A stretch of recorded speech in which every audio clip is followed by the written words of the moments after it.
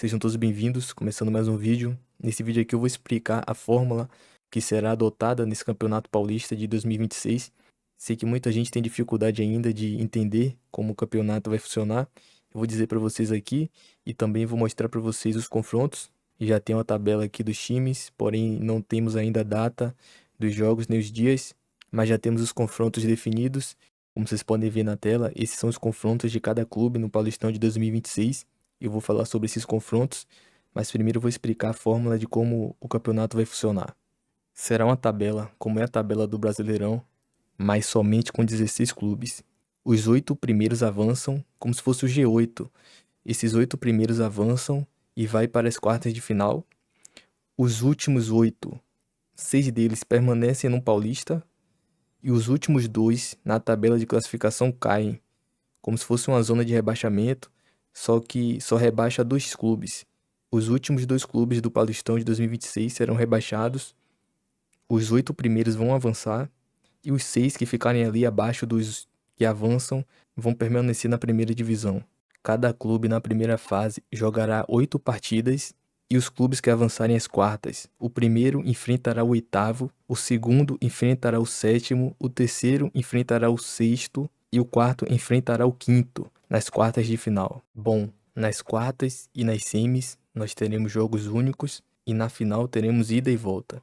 Creio que eu fui claro, creio que deu para vocês entenderem bem. Esse novo formato não é tão difícil de você entender.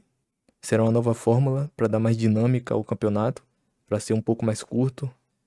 Os estaduais levam muita data no futebol brasileiro e realmente essa nova fórmula tende a ajudar o campeonato a ser mais curto. Bom, agora eu vou trazer os confrontos de alguns clubes aqui, como vocês podem ver. O Santos vai enfrentar o Corinthians, o Palmeiras, o São Paulo, o Velho Clube, o Red Bull Bragantino, o Novo Horizontino, o Guarani e o Noroeste. O Palmeiras vai enfrentar o Santos, o São Paulo, o Corinthians, o Novo Horizontino, o Mirassol, o Guarani, a Portuguesa e o Botafogo de São Paulo.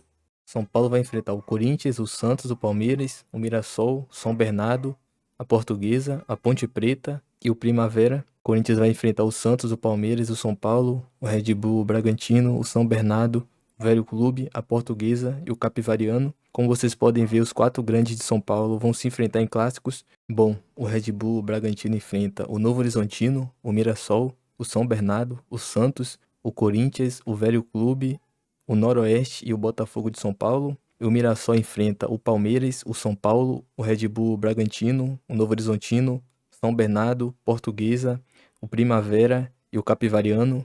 Bom, os demais confrontos vocês podem ver na tela.